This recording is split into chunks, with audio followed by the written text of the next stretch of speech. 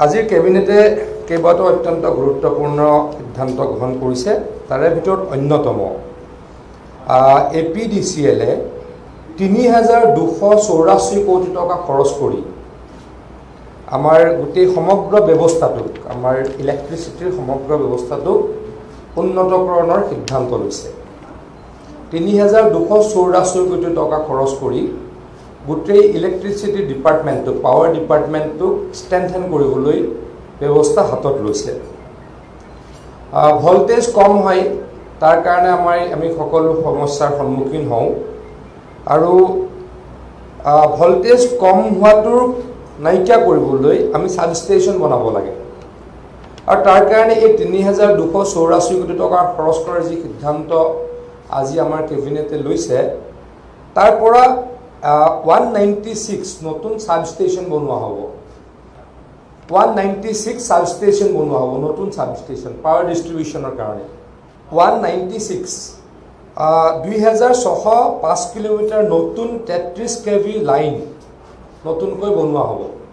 কোনটো? আগৰটো ২,৬০৫ কিলোমিটাৰ নতুন ৩৩ kV লাইন নতুনকৈ সংযোগ কৰা হ'ব। ৩,০১৮ কিলোমিটাৰ নতুন 11 kV লাইন নতুনকৈ সংযোগ কৰা হ'ব। মানে এইখিনি নতুন সংযোজন, আগতেতো আছেই, এইবিলাক নতুন সংযোজন। ২,৬৭৪টা 2074 নতুন হাই ভল্টেজ ট্ৰান্সফৰ্মাৰ ইনষ্টল কৰা হ'ব। এইখিনি আজি অত্যন্ত গুৰুত্বপূৰ্ণ। এইখিনি যদি হৈ যায়, আমাৰ কাৰেণ্টৰ যিটো ব্যৱস্থা বৰ্তমান চলি আছে তাক বহুত ভালকৈ আপগ্ৰেড হ'ব। আৰু ১,৮৬,২৫৫টা ১,৮৬,২৫৫টা নতুন কনজিউমাৰ প্ৰিপেইড স্মাৰ্ট মিটাৰ্ছ লগোৱা হ'ব। প্ৰিপেইড স্মাৰ্ট মিটাৰ্ছ হ'ল ৪০,০০০ নিউ ট্ৰেন্সফৰ্মাৰ মিটাৰ, ৪০,০০০ নতুন ট্ৰেন্সফৰ্মাৰ মিটাৰ ইনষ্টল কৰা হ'ব। এইটো হৈছে পাৱাৰ ডিপাৰ্টমেণ্ট ৰিলেটেড অত্যন্ত গুৰুত্বপূৰ্ণ সিদ্ধান্ত। এইখিনি ট্ৰেন্সফৰ্মাৰ মিটাৰ টোটেল এমাউণ্টটো আকৌ কৈছোঁ ৩২৮৪ কোটি টকা, 3,284 crores খৰচ কৰি এই কামখিনি কৰা হ'ব। মই ভাবোঁ যে এইখিনি কৰিলে অসমৰ যিটো ইলেক্ট্ৰিচিটিৰ বৰ্তমানৰ ব্যৱস্থা খুব বেছি বৰ্তমানৰ অৱস্থাৰ পৰা ভাল হ'ব। ৪০,০০০ নতুন ট্ৰেন্সফৰ্মাৰ মিটাৰ লগোৱা হ'ব।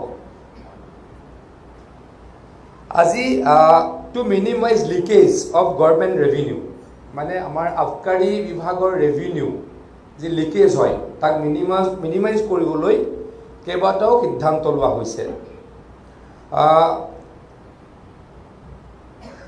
আৰু to stop smuggling of liquor from neighbouring state, specially Arunachal Pradesh, মানে অৰুণাচল প্ৰদেশৰ পৰা অসমত আনি মদ বিক্ৰী কৰে আৰু অসমে ৰেভিনিউ লষ্ট কৰে।